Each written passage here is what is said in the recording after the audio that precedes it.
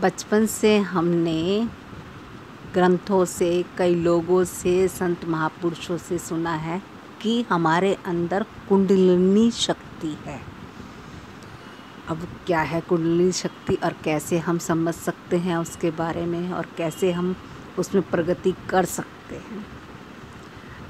अब बाहर से कोई एनर्जी आई, आँख कौन सी एनर्जी को डिकोड करती है? लाइट की एनर्जी को। मतलब बाहर से कुछ आया, आँखों में रोशनी आई, दिखाई दिया, तो उसको डिकोड करती है हमारे सेंटर्स के हिसाब से।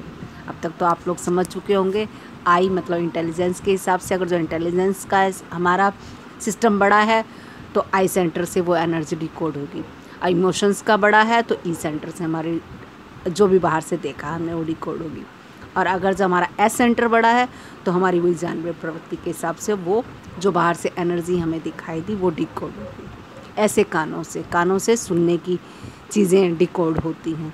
सभी पांचों इंद्रियों से, खाने, जीभ से, बोलने से, नाक से, ये सब चीज़ें डिकोडिंग जो अर्थ निकलता है वो हमारे माइंड के सेंटर्स से टकराने के बाद निकलता है।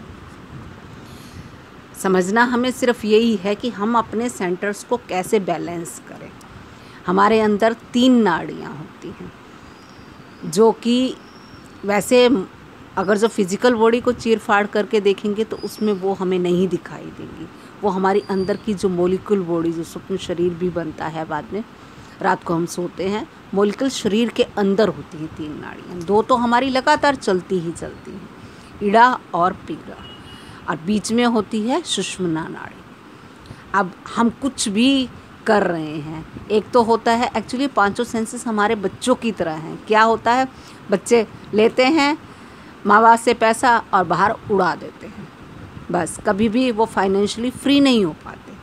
ऐसे ही हमारे पांचों सेंसेस हैं। एनर्जी बाहर से आई, उसको गलत तरीके से डिकोड किया और एनर्जी वहीं के वहीं ख़त्म हो गई। एक्साइटेड हो गए, रो लिया, जो भी हम लोग करते हैं उसको यूज़ कर लिया, और वो एनर्जी जो हमारे लिए हमारी सुषुम्ना नाड़ी को जागृत करने के लिए यूज़ हो सकती थी, वो उससे हम वंचित रह जाते हैं।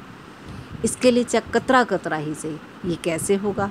जैसे अभी हम कुछ बातें कर रहे हैं, बातें करते करते अचानक ध्यान आया कि हम तो बहुत ड्रिफ्ट होके गॉसिप पे चले गए, और जैसे हमें ये ध्यान आया, क्लिक हुआ माइंड में, वहीं हम रुक जाएं। और जितनी बार हम बार बार अपने माइंड में अवेयरनेस में आएंगे, जितनी बार हम वर्तमान में आएंगे, जितनी बार हम प्रकृति के नज़दीक प्रकृति को महसूस करेंगे, अपनी श्वास के नज़दीक आएंगे, अपने कानों के नज़दीक आएंगे, वर्तमान में सेंसेस के अपने आप फील करने की एनर्जी को महसूस करेंगे, जीभ से बोलने को समझेंगे, हम क्या बोल रहे हैं, किस टोन में बोल रहे हैं, हार्ड है कि सॉफ्ट है हमारा बोलना। ये सब चीज़ें जितनी बार हम वर्तमान में अवेयरनेस में वापसी आएंगे, उतनी बार सेक्शन 2B और सुषुम्ना नाड़ी दोनों में अवेयरनेस की वजह से बढ़ोतरी होगी, जिससे कि हम आने वाले टाइम में सेक्शन 3 में पहुंच जाते हैं। इसके लिए फार्मूला वही कि 5 हमारी आई सेंटर होना चाहिए, और दूसरे 2 इमोशंस, 2 एस सेंटर, और 1 हमारी मोशन होनी चाहिए। तभी तो बुद्ध पुरुष बैठे रहते हैं, उनके अंदर अननेसेसरी मूवमेंट नहीं होती, क्योंकि उन्हें दिख जाता है क्या करना ज़रूरी है, वो करते हैं। कृष्ण भगवान योगेश्वर कहलाते हैं, वो अपने ध्यान मस्त ही रहते हैं। देखा जाए तो सारे संसार की मरने की जिम्मेवारी शिव भगवान को कही जाती है, और वो कहते हैं हर टाइम मौन में कुछ तो ऐसा है ना जिसके अंदर वो ध्यानस्थ रहते हैं, अपने आप में ही ध्यानस्थ। माँ पार्वती भी उनके ध्यान की उसमें किसी तरह की कोई अड़चन ना आए, इस चीज़ का ध्यान रखती हैं। वो जब देखो ध्यान मस्त, उनकी जितना भी जिस भी आप बुद्ध पुरुष को देख लीजिए, बुद्ध भगवान को देख लीजिए, वो भी ध्यानस्थ। तो वो ध्यानस्थ क्या मूवमेंट उनकी बहुत ज़रूरी ही होगी, जो ज़रूरी होनी होगी वो उनके शरीर से होगी। ये फार्मूला जो है ये बुद्ध पुरुषों का है, और ये धीरे धीरे आने वाले टाइम में प्रकृति भी चाहे करोड़ों जन्म लगे, इस तक पहुंचना ही पहुंचना होगा। यानी 5, 2, 2, 1 ये रेशो हमारा बनना चाहिए। यानी बुद्धि से सब कुछ कंट्रोल, हर चीज़ में हमारी बुद्धि आनी चाहिए। कुछ भी कर रहे हैं, खाना खाते हैं अनकॉन्शियसली भी खा सकते हैं, कॉन्शियसली धीरे धीरे जीभ में टेस्ट लेते हुए, जीभ में कैसे हमारा क्या जीभ तक हमें पता लगता है खाना, उसके बाद क्या गले में हमें पता लगता है। और धीरे धीरे हम केयर करेंगे तो क्या होता है, जीभ से गले में जाता हुआ महसूस होगा, फिर धीरे धीरे पेट में भी महसूस होगा। शरीर के अंदर की बीमारियां कहाँ तक पनप रही हैं, बाहर एक्सरों से डॉक्टर पता लगा लेते हैं, और हम इस शरीर के साथ 24 घंटे होते हैं, हमें नहीं पता लगती। क्यों? क्योंकि हम बेहोश हैं। हम शरीर के साथ रहना ही नहीं चाहते, हम इसे प्यार ही नहीं करते। कहते हैं हम सबसे ज़्यादा हम खुद से प्यार करते हैं, नहीं करते हैं, हम इल्यूज़न में हैं।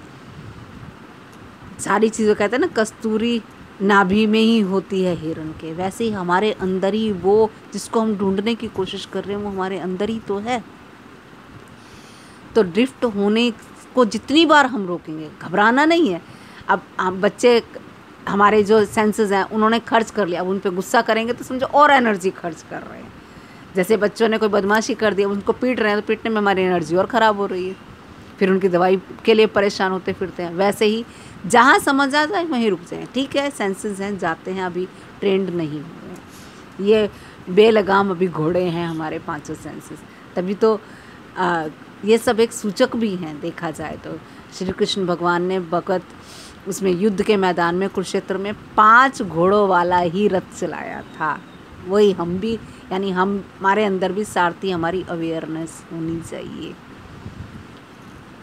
जैसे जैसे हम ये सब चीज़ें करते रहेंगे तो कतरा कतरा ही सही, कतरा कतरा, एक एक सेकंड की वैल्यू देखा जाए तो हमारी ज़िंदगी का आधा घंटा ऑक्सीजन के बिना का निकाल दीजिए, क्या हम जिंदा हैं?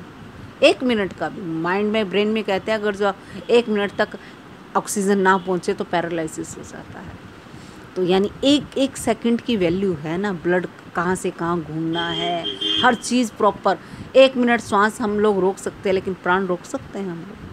हमें प्राणों की तो समझ तक नहीं है, जबकि प्राण से ही शरीर चलता है, श्वास से नहीं, प्राण से चलता है। कभी कोई मरता है तो ये नहीं कहते कि उनके श्वास ख़त्म, कहते ज़रूर हैं, लेकिन मरने की कहते हैं उनके प्राण चले गए। प्राण की क्या हृदम, एक बार पहले भी हमने समझी थी, प्राण हमारे 1 मिनट में 3 से 4 होते हैं, और उसी हृदम में अगर जो हम आते हैं तो हमारी मॉलिक्यूलर बॉडी पे हमारी कंट्रोल आने लगता है, हम मॉलिक्यूलर बॉडी में ही जीने लगते हैं, इस बॉडी से अंदर के शरीर की तरफ चले जाते हैं। तो बॉडी की परेशानियां हमें जो जायज़ होती है वही होती है। कई बार क्या होता है, हमारी मानसिक बीमारियां हमने बना रखी होती है, ऐसी बीमारी होती नहीं है जो जिसको हम सोचते हैं कि हम ये है वो है। मानसिक क्रिएटिव बीमारी बहुत ज़्यादा होती है। एक टाइम बाद शरीर के अंदर ऐसी एनर्जी भी डाली है, कोई बीमार होता है अगर जो वो अवेयरनेस में रहे और प्रॉपर अपनी देखभाल कर ले तो बीमारी खुद ब खुद ही ठीक होने का। बुखार अगर जो हुआ है, जुकाम हुआ है, अपने आप ठीक हो जाता है कि नहीं हो जाता। अब ये कोरोना के उसमें जो वैक्सीन बनी है, वैक्सीन में क्या किया गया, उसी चीज़ के कीटाणु अंदर डाले गए ताकि हमारे अंदर अपने आप एंटीबॉडी बनती हैं, उसके खिलाफ हमारे अंदर फाइटर हैं, वो उस चीज़ को याद करके रख लेते हैं, उसका एक मेमोरी बॉक्स हमारे अंदर सेट हो जाता है। जब दोबारा उस तरह के कीटाणु हम करेंगे तो वो उसको फिर वो बड़ी तादाद में पैदा करवा के हमें हमारे शरीर को स्वस्थ करता है। कितना मैकेनिज़्म है। कहीं चोट लग जाती है तो वो जो वाइट ब्लड सेल आके वो जो पीप कहते हैं हम, वो पीप नहीं, वो ठीक करने का तरीका है। सारे भाग के पूरे शरीर से वो ब्लड के उस जगह पे स्वेलिंग क्या है, स्वेलिंग ये कि उस चीज़ को, उस जगह को मत हिलाओ। आप पूरी बॉडी के अंदर शोल्डर्स ऐसे काम कर रहे हैं, कितने ब्लड सेल्स हैं, कितना कुछ चल रहा है मैकेनिज्म। लेकिन हम अवेयर अपनी तरफ जब होंगे तभी तो हमें दिखाई देगा। कुंडलिनी जो जागृत करना है, उसके लिए करना जो है वो ये है कि हम अवेयर होते चले जाएं। जैसे एक कहानी कहते हैं ना कि एक पंडित को सपने में आए कि भगवान ने कहा मैं तेरे यहाँ कल आऊँगा। तो वो इंतज़ार कर रहे थे भगवान के रथ का, भगवान आएंगे कि नहीं आएंगे। लेकिन जब भगवान आए तब वो सब सो चुके थे, तो भगवान वापस चले गए। तो अगले दिन वो सब सिर पकड़ के रोए कि भगवान आए भी और हम सो गए थे उस तरह। ऐसे भगवान तो हर वक्त हमारे दरवाजे पे नॉक कर रहे हैं। क्या हम अवेयर हैं? हम तो शरीर के प्रति भी अवेयर नहीं है, तो अंदर की कहाँ से हम समझ आएगी? हमें समझ नहीं आता कब हमारे से रिएक्शन और एक्शन का फ़र्क नहीं हमें पता लग रहा है। हम अभी तक रिएक्शन में ही जी रहे हैं। किसी ने कुछ कहा, उसके बाद माइंड ने जो जवाब दिया वो रिएक्शन ही होता है, समझ के नहीं देते हम। जो मतलब ये सोचा ही है कोई हमें गाली देगा तो उसको थप्पड़ पड़ेगा ही पड़ेगा, ये रिएक्शन है। हर चीज़ का सोचते समझ के नहीं, जो होना है वो होना चाहिए, वो एज ए परसेप्शन होना होता है, ना कि रिएक्शन में होना होता है। रिएक्शन जानवर करते हैं, लेकिन हमारी बॉडी को भी वही जानवरी आदत है। जो चाहे हमें अपने हाथ से नचा सकता है। आज इतना ही, कल फिर बात करते हैं। अवेयरनेस का कतरा कतरा ही सही, 1 सेकंड ही सही, चलो जितनी देर हम ये वीडियो सुनते हैं उतनी देर ही अवेयर हो जाए। ये आज 10 मिनट है, कल 15 मिनट होगा, परसों 20 मिनट होगा, कल 30 मिनट होगा, ऐसे ही सही, क्या हुआ, माइनस में तो नहीं जाएंगे ना। आई सेंटर को समझना है, उसको बढ़ाना है, बढ़ाते चले जाना है, तो हम धीरे धीरे साइलेंस को प्यार करने लगते हैं। और साइलेंस में जो होता है वो कभी किसी तरह का किसी के लिए घातक नहीं होता। असली हमारे मन यही तो चाहता है कि कोई हमें कुछ ना कहे, हम साइलेंट हो जाएं। आनंद क्या होता है, किसी चीज़ को हम पाने के बाद एक दिमागी में सोच लेते हैं कि हमें हमारा ये मकान मिल जाए हमें, तो हम देखा है तो उसके बाद माइंड का बोलना थोड़ी देर के लिए बंद ही तो होता है। इसकी वजह से हम शांत हो जाते हैं। हम सोचते हैं कि शायद उस चीज़ को पाया तो उसकी चीज़ की वजह से पाया होता तो हमेशा के लिए शांत हो गया होता ना, नहीं होता। फिर दोबारा फिर एक चीज़ चाहिए, फिर एक चीज़ चाहिए। मैं एक बार अपने मामा जी के यहाँ आई हुई थी, छोटी सी थी, तो सब लोग, शनि बाज़ार लगता था, सब लोग बाज़ार में जा रहे थे। मम्मी मेरी घर पे ही थी, मैं मतलब दिल्ली में, गांव से दिल्ली में आई थी मामा के यहाँ पहली बार रहने के लिए, छोटी सी थी। तो बाज़ार में मैंने एक गले का नेकलेस देखा, पहली बार मेरे माइंड में आया कि ये नेकलेस ले लूँगी, कितना सुंदर है, इसके अंदर नग कितने प्यारे हैं, बस मुझे सब मिल जाएगा, मुझे मम्मी की याद नहीं आएगी। तो ऐसे ही बस मामा जी को मैंने बोला, मैंने कहा मुझे ये नेकलेस चाहिए, तो उन्होंने मुझे नेकलेस दिलवाया। और नेकलेस लिया, एक दिन देखा, उसके बाद फिर वही मम्मी की याद आ रही। यानी नेकलेस में कुछ ऐसा नहीं था, सिर्फ जो चीज़ मिल जाती है कैलकुलेशन फिर आगे के लिए शुरू हो जाती है। तो अपनी हर कैलकुलेशन को समझते ही समझते हमारी ये धीरे धीरे अटैचमेंट कटती चली जाएगी, और एंड में कौन बचेगा, सिर्फ हम ही हैं। आज इतना ही, कल फिर बात करते हैं।